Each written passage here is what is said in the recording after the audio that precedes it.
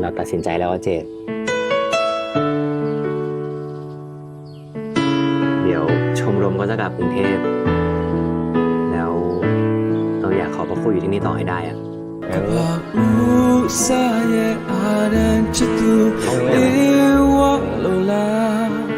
ရင်ကိုချစ်တို့ကြောင်းလောက်ထားဒါကိုချစ်ရဲ့အစ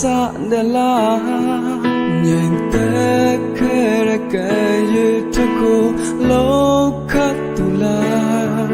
ရင်ကိုရမှုငယ်စလား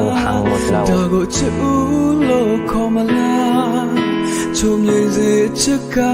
ဦးဆောင်မို့ချစ်တို့ချစ်ဟာရင်ခွေဦးဆိုအဖို့တိုက်တန်စွာတမို့ထားတဲ့သူတပွေဆိုတပွေစမြမှာချစ်သူအချစ်ဆုံးရာ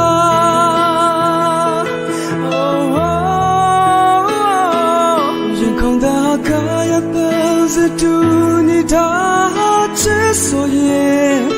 ချစ်နာချစ်အနံ့တွေဦးဆုံးဖြစ်ပါစေသာအချစ်တစ်ခုကိုစားတော့အရာရာကိုသာပိုင်ဆိုင်မဲ့ဆိုရည်ရွယ်ကိုသာဦးစမဲ့ပထမဆုံးများသာဘဝတွေဖြစ်ပါစေသာစိတ်တစ်ခုကိုစားတော့